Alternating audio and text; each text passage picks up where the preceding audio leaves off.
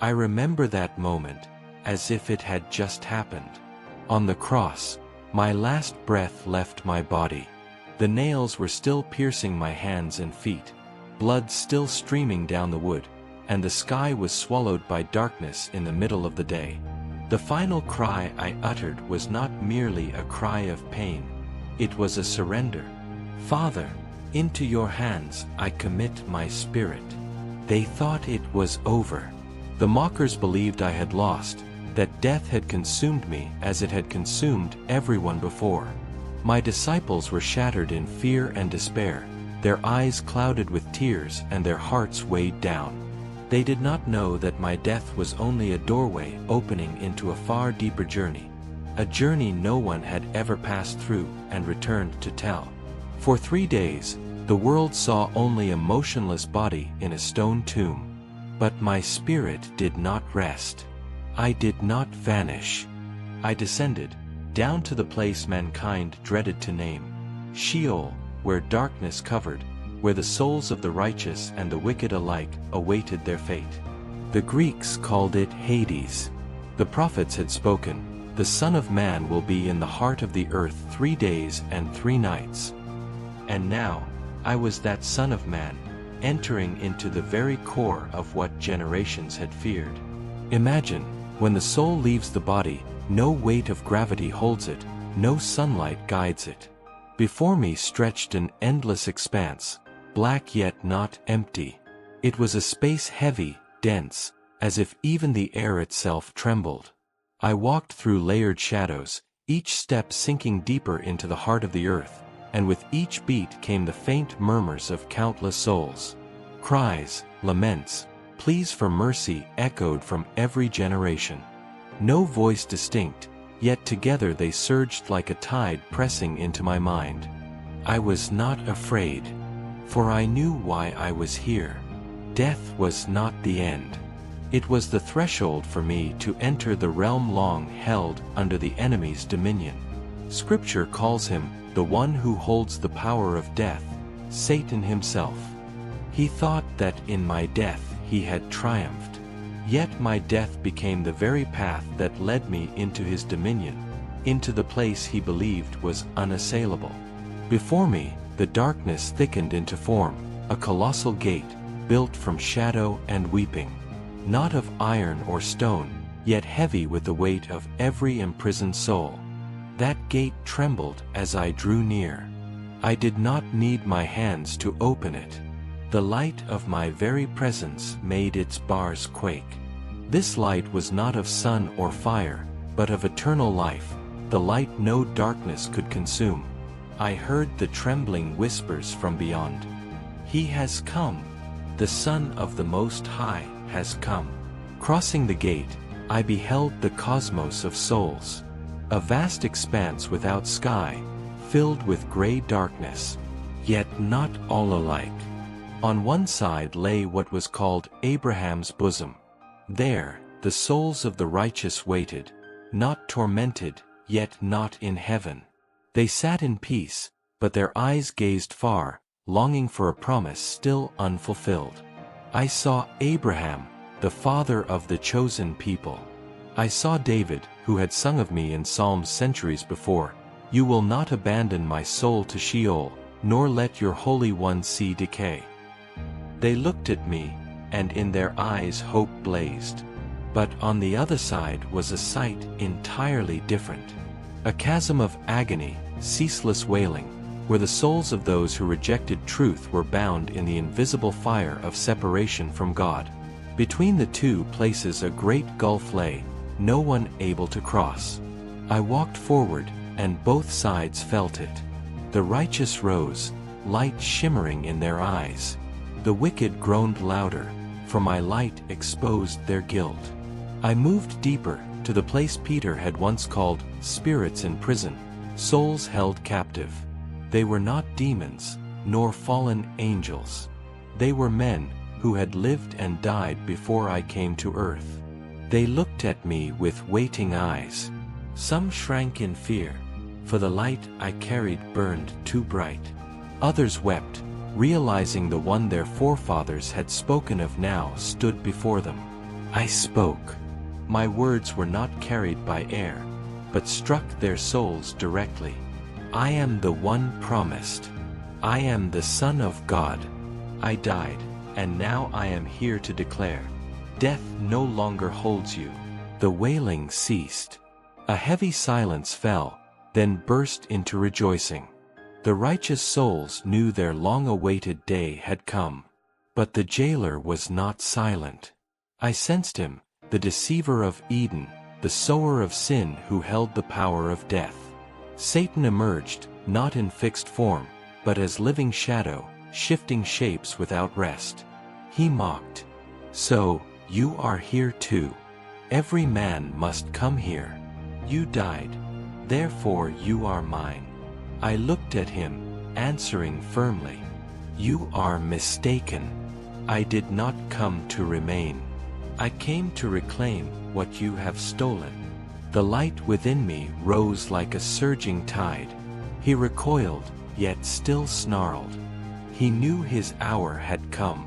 In later revelation, I told my disciple, I was dead, but now I live forevermore, and I hold the keys of death and Hades. In that moment within Hades, I stretched out my hand, and authority fell from him. Invisible chains shattered. Prison doors swung open. The keys, the symbol of dominion, were mine. All of Hades quaked. The righteous began to rise, led by Abraham, Moses, David, and the prophets. They followed the light that led them out from the darkness that had bound them for centuries. As I stepped deeper into Sheol, the light from within me began to spread, driving back the dense layers of darkness. I saw faces emerge, men and women spoken of in the law, the prophets, and the Psalms. There were Adam and Eve, their eyes heavy with regret yet glimmering with hope. They remembered well the ancient garden, where my footsteps once echoed in the evening breeze, where they lost their closeness with the Creator because of a single wrong choice. They trembled as they approached, and I saw in their gaze the sorrow of countless generations. I reached out, laid my hand on Adam's shoulder, and said, I have come to repair the wrong you brought upon mankind. Death began with you, and today I end its power. Abraham also stepped forward. He had left his homeland at the call, trusting in a promise he had not yet fully seen. Now, that promise stood before him. I smiled. Abraham, you rejoiced to see this day. Now you see it, and you shall walk out with me. David stood among the crowd, softly whispering the psalms he once wrote. You will not let your Holy One see decay. He knew those words were prophecy of this very moment. Isaiah, the prophet who once wrote, He was pierced for our transgressions, crushed for our iniquities, bowed his head as he saw me, for the words he penned by the Spirit were now fulfilled before his very eyes. And I saw John the Baptist, who prepared the way for me on earth, now among the souls awaiting deliverance. His eyes shone bright when he met me again, this time not in the waters of the Jordan, but in the depths of the earth, between shadow and light. Then I spoke, not with the voice of an earthly teacher, but with the resonance of eternity. You have waited. You have trusted in what you did not see. Now I tell you this, death no longer chains you. The one who held the keys has failed.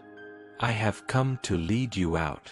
That echo touched not only the righteous souls, it reached into the darkest corners, where hardened spirits still howled. For them, it was not good news, but a verdict. My light burned like fire, exposing the nakedness of their sin. To the fallen angels imprisoned in deeper darkness, I did not bring release. Their fate was sealed long ago. But I came to declare the grim truth. Your master has lost. The one you followed is stripped of power. Then I felt him approach. The darkness recoiled, as though Sheol itself trembled at his presence. He needed no introduction. From the beginning I knew him. Satan stood before me, his eyes blazing with hatred. He laughed aloud. You are dead. Like all men, you had to come here. This is my kingdom. All belongs to me, even you." I did not answer at once.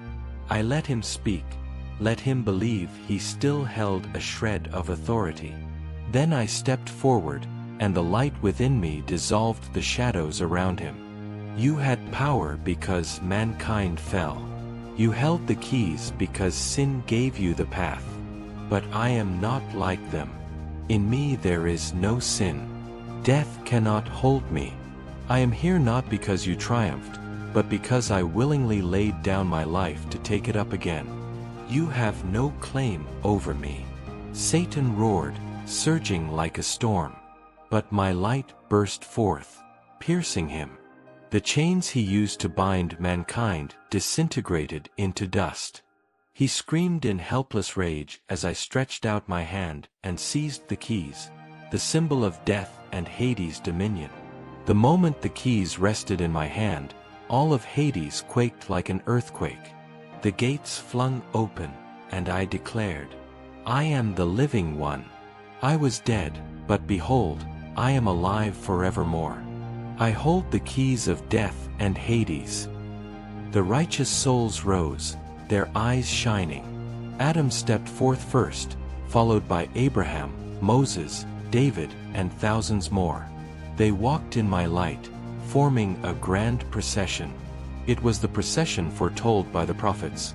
When he ascended on high, he led captives in his train and gave gifts to men. Satan staggered back, powerless as the host escaped his grasp.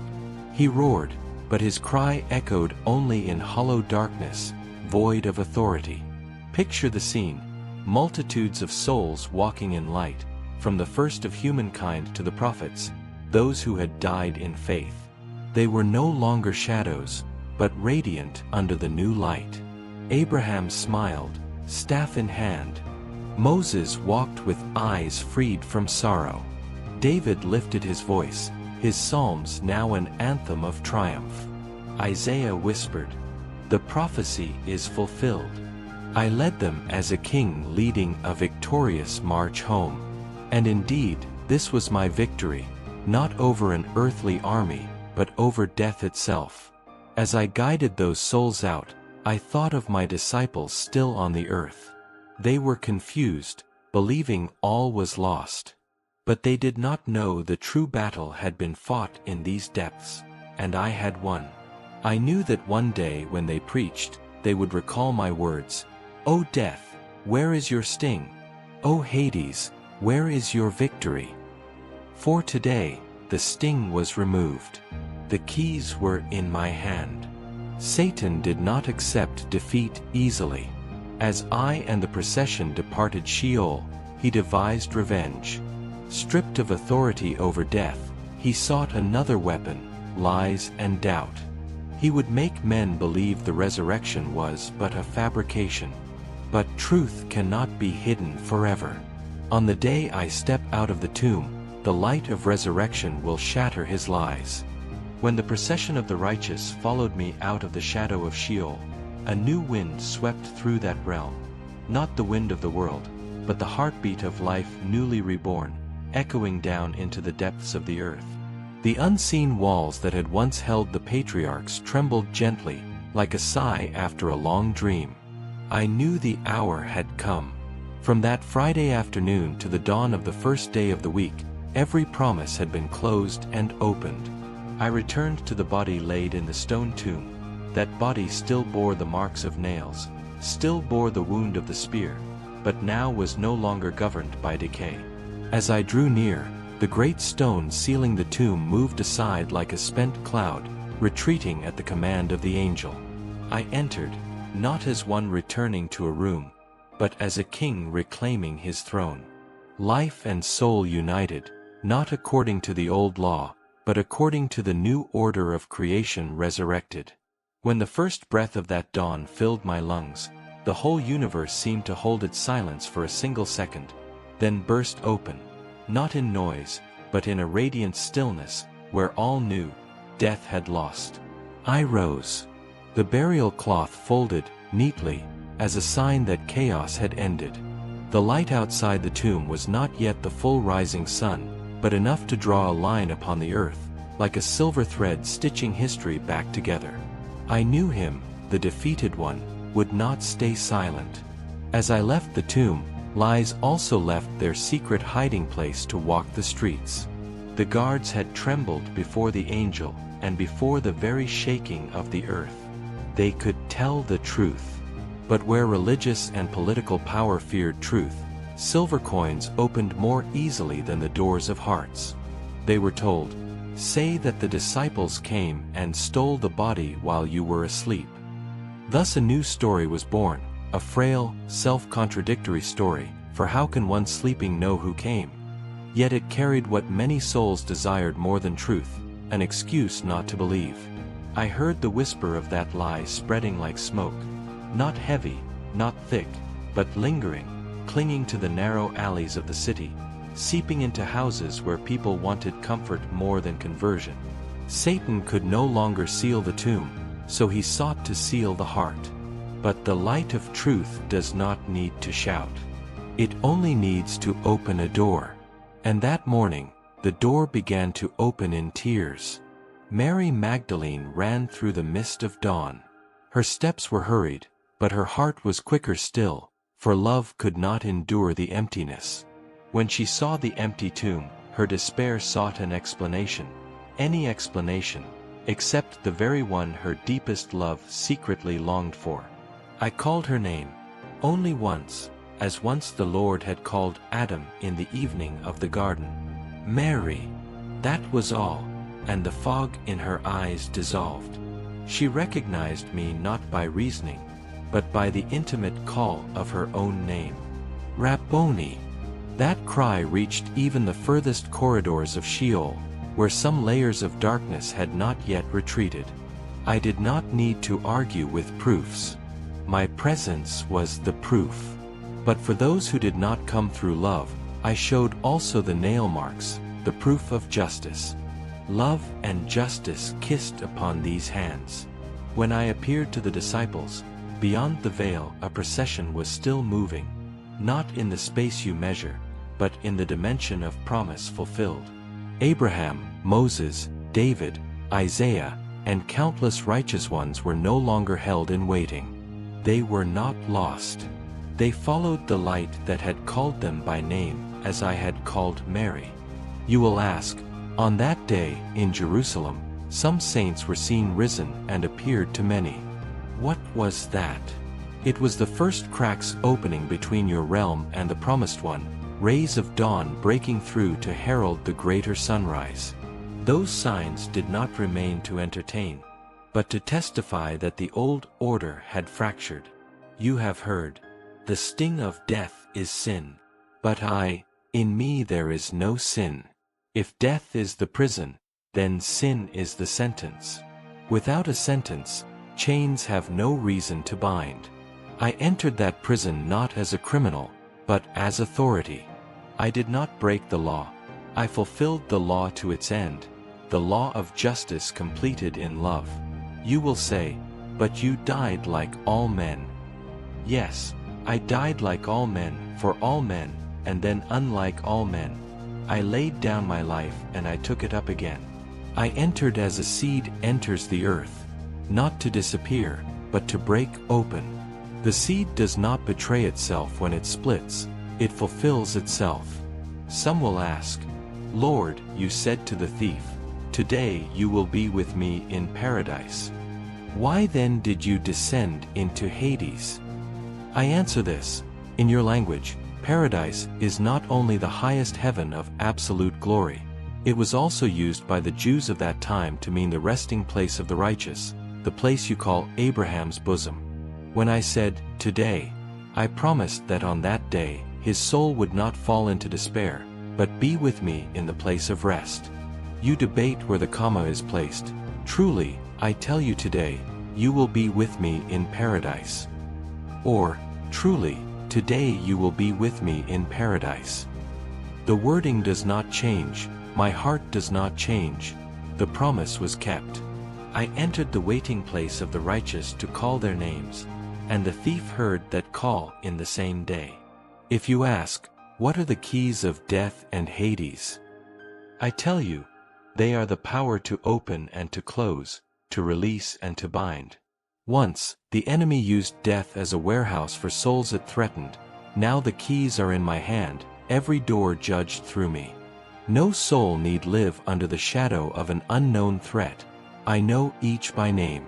With that key, I fulfilled what you sing but have not fully understood. He led captivity captive. Not captives marched in shame, but captives freed in glory, they who had been bound by waiting, now released by fulfillment. Satan lost the decisive battle, but he has not yet been removed from the earth. He no longer holds the prison of death, so he sets up a camp of propaganda. If he cannot prevent my rising, he will try to prevent you from believing I rose. If he cannot keep your souls in death, he will seek to keep your hearts in life. Thus, after a short season of peace, the headwinds came against my church. Stephen lifted his eyes to see glory, yet stones still struck. James was touched by the blade. The disciples scattered like seeds carried afar, but in that scattering the wide field was sown. Satan thought he sowed fear. I turned it into a road. You read the scriptures and see, the dragon, enraged, unable to consume the child, turns to attack those who keep the commandments and bear testimony. That is the map of your age. He has no more keys, so he uses noise, images, old wounds, new lures. But fear not, my voice is not loud but deep, not dazzling but bright. I appeared to them, my friends, not once. Once I entered a locked room, breathed, and said, "Receive the Holy Spirit." Once I broke bread on a village road, and their eyes opened more by a familiar act than by a sermon. Once I cooked fish by the shore, to heal a wound named denial with a conversation named love. I also appeared to one who demanded to touch the nail marks. I did not refuse his trembling hand. I let him place his finger in the wound, not to shame faith, but to rescue faith from collapse. Faith is not closing eyes. Faith is opening eyes in the right place. And when he cried, "My Lord and my God," that cry echoed across centuries, giving countless fearful souls a full voice. I remained with them 40 days, not because I lacked work in heaven, but because you needed a new language to understand a new reality. I taught them to read the scriptures in the light of resurrection. Moses was not only law, in him was a shadow of me. David was not only king, in him was a song of me.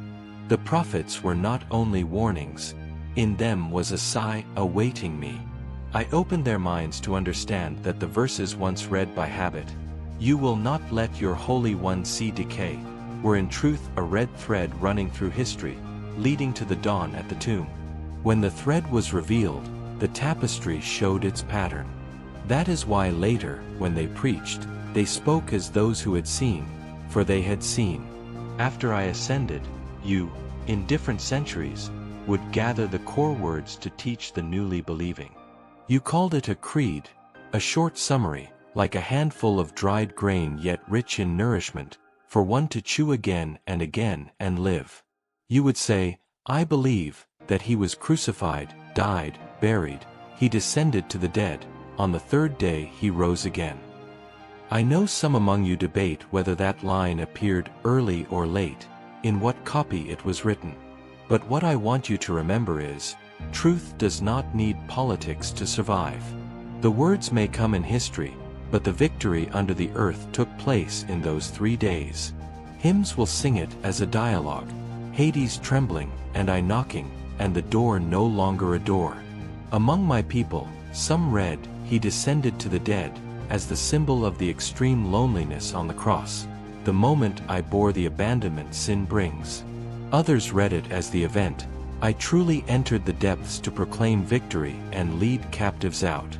I do not fault you for differing in emphasis, so long as you do not diminish the victory. For whether you call it symbol or event, the unchanging result is this: death lost its claim, sin lost its sting, hope is present. Do not use differences to build fences, use victory to build a table.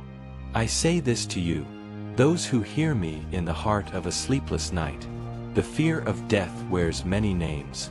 Today it may not call itself death, but loss, brokenness, loneliness, a darkened future. It puts on new coats each season, so you do not recognize it.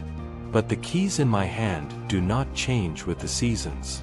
Whatever door bears the name of fear, I know its lock.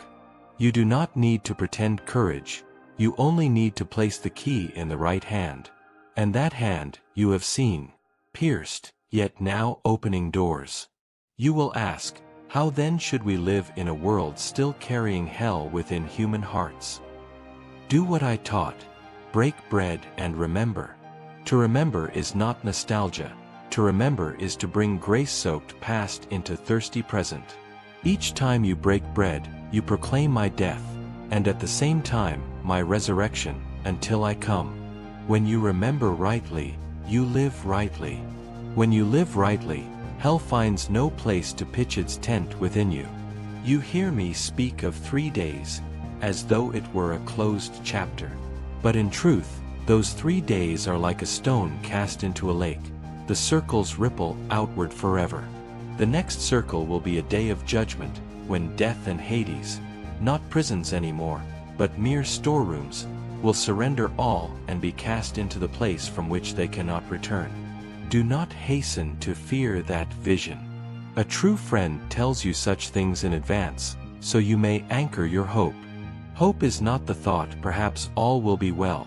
Hope is remembering rightly the one who holds the keys. I know you do the work of storytelling. Some tell with words, some with images, some with music and silence. Tell this story slowly, warmly, bright enough to see the path, dark enough to rest. Do not fear to use the great images, the broken gate, the rushing light, the procession through the abyss. But do not forget the small details, a name called tenderly in the morning, a shroud folded neatly, a meal of fish by the water's edge. For my victory is both cosmic and personal. I save the world, yet I also call each name. When you hear that I am the first fruits of the resurrection, do not think that this is merely a dry theological title. In the harvest season, the first fruits are not just the earliest ripe produce, they are the pattern of the entire crop. When the farmer brings the first fruits as an offering, he is not offering a memory, he is offering a material prophecy. The rest will be like this. I am the first fruits. That means, what has happened to me will be the model for you. Not every outward detail, for you have your own history and identity, but the essence is the same. Death cannot hold you, your bodies will not decay forever, your memories will not vanish into nothingness. When I left the stone tomb, I did not emerge as a vague, ghostly shadow. I ate, I spoke, I broke bread, I let others touch the marks of the nails. My body was a real body, yet no longer under the power of corruption. That is the sketch of what will happen to those who belong to me. Not the abandonment of humanity, but humanity healed and made whole. You have heard me say, I hold the keys of death and Hades. Those keys have changed ownership, but the house called Death and Hades still stands for now in this time. It is no longer an impregnable fortress, it is a storage place, where all things wait for the final call. There will be a day of judgment, you call it by many names, the great and solemn day, the great white throne, the day when all secrets are revealed. On that day, the sea will give back, the earth will give back, death and Hades will give back all they have held. They will not keep anything for themselves, for they are no longer masters. When every soul stands before the one who sees from the beginning until now, when every choice is laid bare in the light, death and Hades will cease to function. And then, the house no longer needed will be thrown into the fire. Not because I delight in destruction, but because there is no further need for its existence. Death is a temporary measure in a wounded world. When the wound is healed, the bandage has no place. Death dies. That is the most beautiful paradox in your history. you ask? If you already hold the keys, why did you not destroy the prison the moment you rose again? Because I do not act only by power, but also by patience. Patience is the language of love. It makes space for freedom to grow. If the prison had disappeared immediately, many hearts not yet turned would have lost the chance to hear the call. I leave the door open, unlocked, but I let it stand as a reminder. Time is a seed. Do not fall asleep during the sowing season. Grace gives you time, but time is not infinite. In this in-between, between resurrection and the last day, I send you as lantern keepers, not to frighten, but to shine, not to count faults, but to walk alongside, not to add burdens, but to lift them from each other. Remember the procession I led out of Sheol. That image will be repeated on a cosmic scale. On the final day, when the trumpet sounds, there will be a procession greater than any triumph in your history. Not only Abraham, Moses, David, Isaiah, but every name I have ever called in the darkness. Silent mothers, faithful laborers, weary souls who did not give up, those who wept for justice and still chose gentleness. The gates of the city will be opened, never closed again. No one will twist truth to block the way. No one will bribe the gatekeeper. No one will confuse lies with hope. And I will wipe away tears, not by magic, but by presence. Your tears deserve a hand to touch them, not to vanish meaninglessly. I tell this to hearts in mourning. Death is not disappearance, but departure ahead.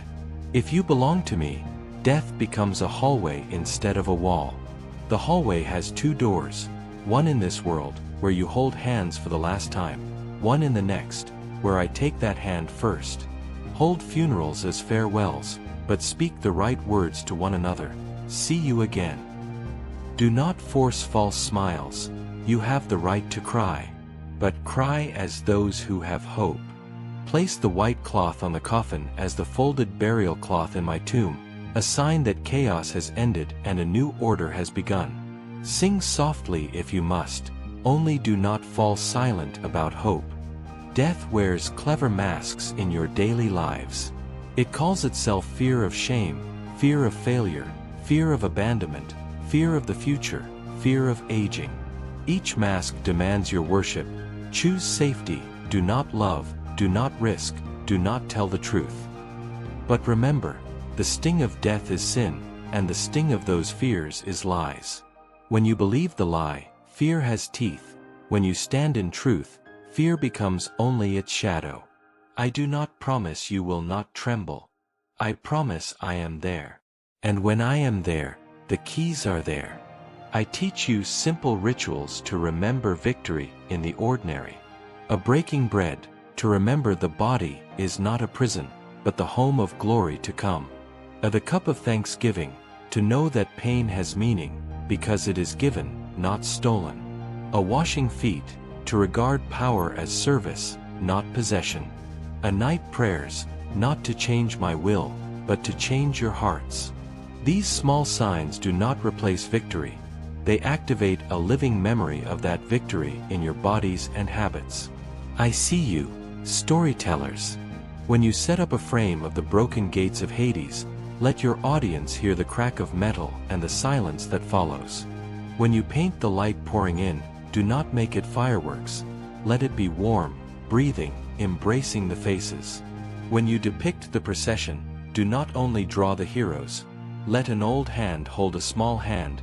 Let a weary soldier walk beside an ordinary mother. For the kingdom of heaven is not the story of a few stars. It is the great family of the little ones who remained faithful. I know through the centuries you have learned to speak of the 3 days in different ways.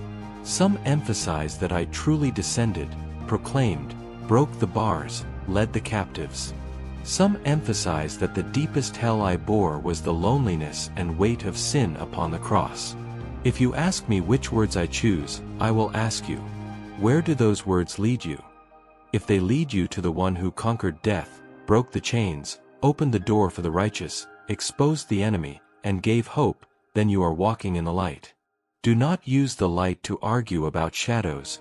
Use it to see one another more clearly. I love Holy Saturday, between Friday and Sunday. On the surface of the earth, silence. In the heart of the earth, work. You often think silence means absence, but in those 3 days, silence was God's way of working. Learn the silence of trust. Sometimes no movement is the movement, no news is good news in seed form. When you find yourself in a long Holy Saturday, not as you wish, do not condemn yourself. Light a candle. A small light is a ritual against the long night. I have seen people close their doors just as the sun was rising. Some closed out of anger, some out of shame, some out of blind confidence, thinking they knew everything, so no need to step out and see. I do not smash your doors. I stand and knock. I call your name as I called Mary. If you hesitate, open a crack. A sliver of light is enough for hope to find its way. Do not wait until you are worthy to open. Open, and you will become worthy. For those who want to walk practically in this victory, remember 3 directions. 1. Look, place your story inside the greater story. No chapter ends in despair when the final chapter has already been written. 2. Remember, repeat the small rituals, breaking bread, praying, thanksgiving, so your spiritual muscles relearn the gesture of hope. 3. Call names, as I called Mary, you call one another in love. Brother, do not be afraid. Sister, the dawn is coming. Because sometimes the gospel is just a gentle voice in the early morning. Those 3 days ended, but the story did not close. I left the nail marks, not because I needed them, but because you need a memory with shape. Each time you touch that memory, do not only recall the pain, recall the open door. The open door is the memory of a good future. That is what belongs uniquely to the kingdom of heaven. The past reminds you of the future. And when you retell the story, end it as I ended this part. Not with a slammed door, but left ajar, so the wind of the Spirit may pass through, so the voice of hope may come and go, so those who thought it too late may still step across. I told them to wait, not a waiting in vain, but to wait for breath. In the closed room, I came and breathed. Receive the Holy Spirit. That breath was not a breeze from outside, it was the air of new creation. Then on a feast day, when many languages gathered under the vault of an empire, a rushing wind came, tongues like fire rested on their heads, and ordinary people spoke words they had never dared to imagine. I gave them a new language, not to escape the old, but to embrace the world with the very mother tongue of the world. When they spoke, strangers heard the name of their homeland echo from the lips of another. The gospel does not translate meaning. The gospel translates hearts. My power does not delight in spectacle. It is more like dawn light than midnight fireworks. Yet when needed, it breaks chains as easily as bread is broken. The lame rise, the blind see, the forgotten are called by name. And the strangest of all, those once afraid now stand bold. At night, their shackled hands scrape against each other in prison, yet their mouths hum songs. The song slips through the bars, touching hearts no one noticed. I need not open every iron gate at once. Sometimes I first open the window in a jailer's heart. When the grave's lock is gone, the enemy builds amplifiers. He spreads rumors, conspiracies, half-gospels, disembodied faith. Some say, he did not truly suffer. Others claim, he was only a shadow. They want to erase the nail marks, because the nails prove that love did not avoid the human condition.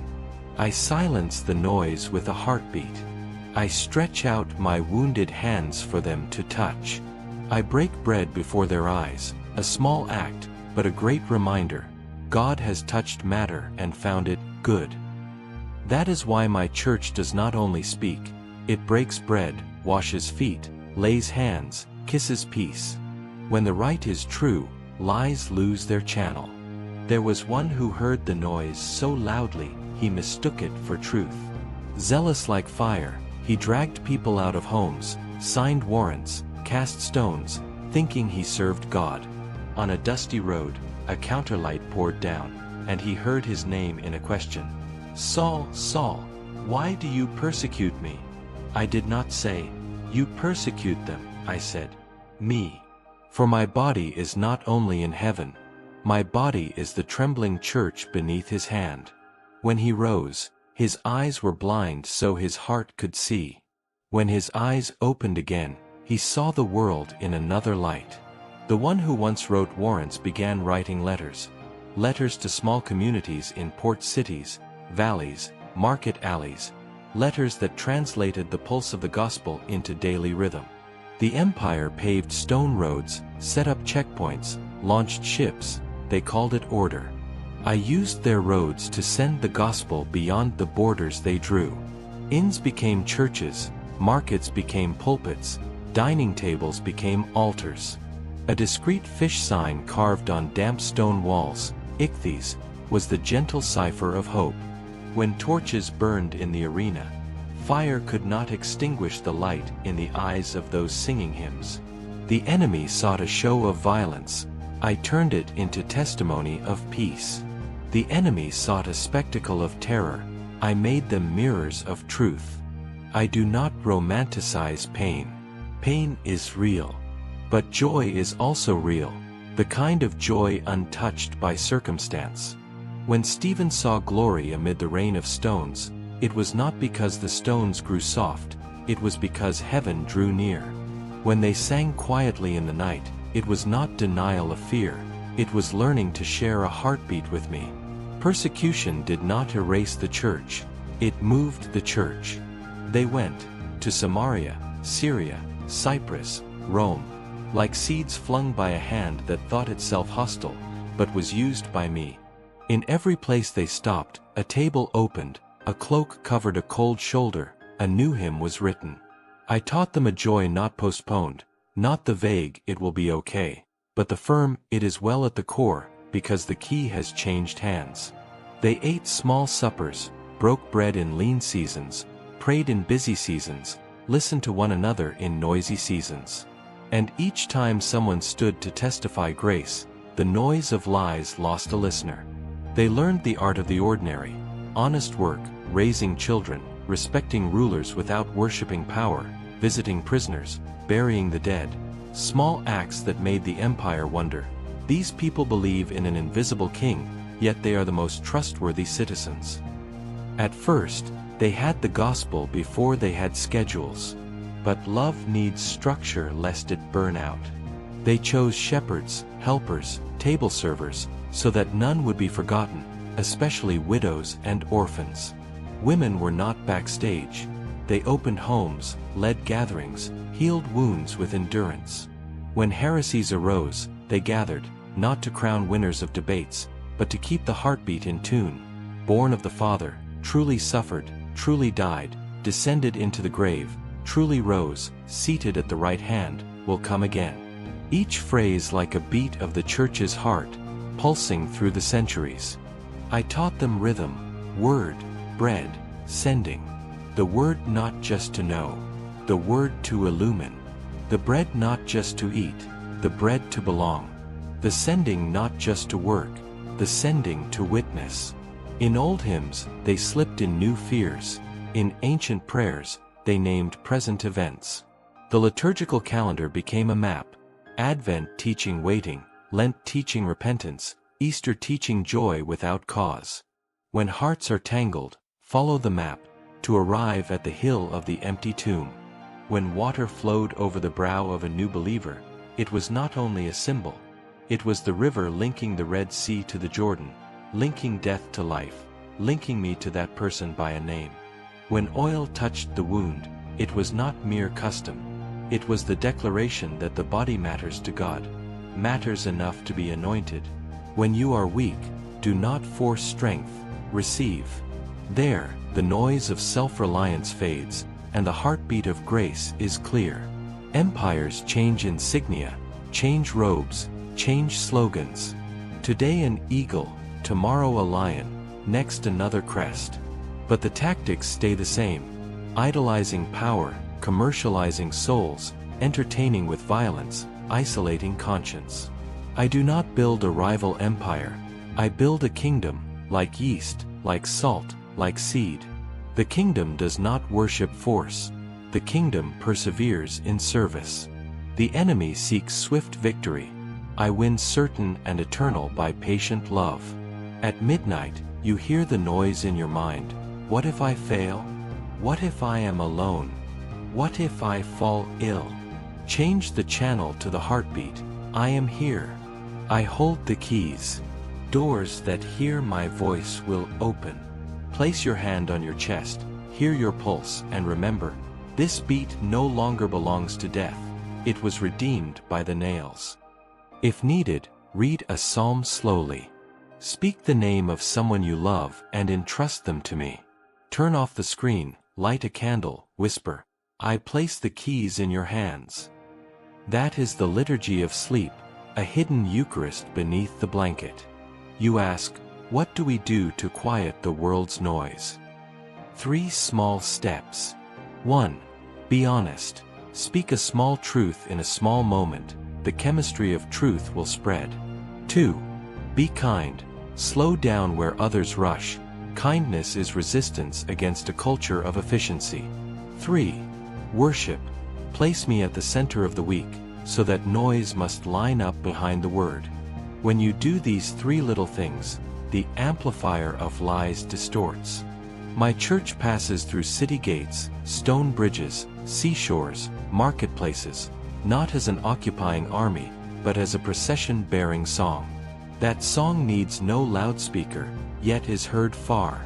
It sings, death has lost, hell has lost its keys, the future has an owner, the present has meaning. If you listen closely, beneath the noise, you still hear that heartbeat. It beats in your chest, on the altar, in the kitchen, beside the sickbed, in the prison, in the streets. That beat is me. You have heard me say, death and Hades are only a warehouse once the keys change hands. A day will come when every door opens at once. The sea surrenders, the land surrenders, death and Hades surrender. Do not imagine a random violence. Picture instead a righteous roll call, no soul confused, no story forgotten. On that day, light will no longer be shielded. Hidden deeds will shine like grains of salt from yesterday's supper. Subtle lies will vanish like smoke before the wind. Justice is not a scream of retaliation, it is the right arrangement of all things. And mercy is not ignoring truth, it is the arm embracing the returning one after truth has been acknowledged. I see books opened, the books where choices and loves of each person are written in strokes that cannot fade. And then one book, you call it the Book of Life, is opened as each name is called with its true pronunciation. When I read a name, I read a heart. Some tremble for fear of their guilt, some tremble realizing they are known. Remember, to be known is a greater grace than to be famous. And when a name is read in the Book of Life, no power may object. No one can bribe the court where truth is judge and love is law. When all has surrendered, death and Hades have no task. 2 who once ruled through your history, the jailer of the body, the captor of memory, are stripped of office. They are thrown into the lake of fire, not as blind revenge, but as the burning away of infection after surgery is done. From then, human language will lose one word, death, and no one will miss it. Many ask, why does this sound frightening? Because you are so used to a world of loss that wholeness seems strange. When death is removed, my new normal looks too good to believe, until you see. After death and Hades are stripped of power, every story falls into place, and you fall into the banquet. You call it the wedding feast of the Lamb. Do not imagine a distant ritual. Think instead of the family meal when the prodigal returns, the empty chair pulled out, the tablecloth smoothed, the new plate set before you. I rise at that table to serve, what I always do when I love, I break bread. No more remembrance, it is the eternal reality of a love that has outlived death. No one fears lack of portion, no one fears being forgotten. Beside you may be an African farmer, a grandmother from Manila, a factory worker from Saigon, a schoolboy from Lagos. All borders become seams in the new garment of humanity. I wipe tears myself, not by command. Stop crying, but with the hands still marked by nails. I know why you weep. Tears for a lost mother, a gone child, a shattered dream, an unpardoned mistake, all are touched. When I touch, memory is not erased, meaning is healed. You are not forced to forget in order to be happy. You remember differently, remember in the light where pain has found its purpose. I give you a city, not another Babel tower, but the new Jerusalem. Gates never shut, for there is no night. A river flows from the throne, the tree of life yields 12 crops for 12 months, and its leaves heal the nations. No sea of tears, no sea of separation. If there is a sea, it is a sea of laughter and song. Temple, my presence itself. Light, my glory itself. Law, loving God and loving neighbor without resistance. Every cultural color not dissolved, but dusted clean to shine true. Language no longer to deceive, but to bless. You ask of those with no advocate, the dispossessed farmer, the voiceless child, the scorned single mother, the exploited worker, the blamed patient. My justice does not come late, it comes in eternal timing. Every abuse is called by its true name, every hidden sacrifice is called by its true name. The evildoer who rejects mercy, facing truth yet locking themselves away, receives what they choose. My justice is not petty, it heals what hatred never could. My mercy is not cheap, it cost the nails. But since the price is paid, it releases those who receive. Now I speak the final invitation, as I spoke the first amid ordinary days. All you who are weary and burdened, come to me. I will give you rest. Rest is not escape, it is right rhythm when the door is open and the key lies in the lover's hand.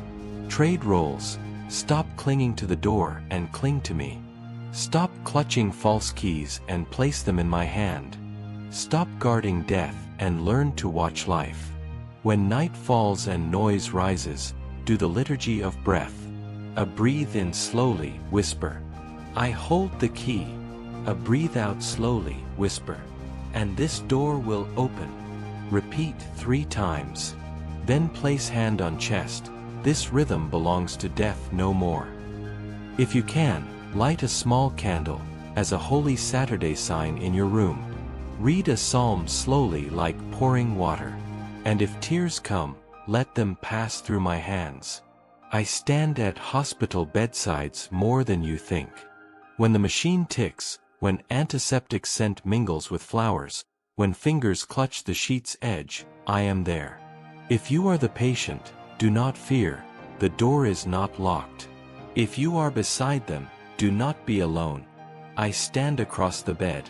Call each other by name, forgive if needed, speak love if tangled, so tears become prayers that I answer with presence. Walk slowly. Lay hand on the coffin, as one lays hand on the folded grave cloth in my tomb. Speak the true sentence. See you again. Do not force your heart to shortcut joy. Let it walk the field of sorrow, but walk with me. On the way back, invite someone for a simple meal. Break bread. That is how hope returns to the body. You fear endings because you have seen too many wrong endings, abandoned, betrayed, imprisoned. But there is one ending that is salvation, the ending of death and Hades. When the right ending comes, the story opens. Doors close only that other doors may open, and that door leads to the feast and the light. So when you hear me say, "It is finished" on the cross, do not think defeat, it was the groundbreaking of new creation. And when you hear me say, "Come" at history's end, do not think delay, it is the most beautiful hour for reunion. Now, let the lamp dim. Breathe as I taught. Place every name you worry about into my hand. Drop the false keys. Sleep as one guarded by the keeper of keys. If tonight you dream, dream of an open gate and a procession coming forth. Yourself in it, your beloved in it, even the one you once struggled to forgive. For I know how to call names in a way the heart can hear. Peace to you. I was dead, and behold I am alive forever. I hold the keys of death and Hades. The door will open.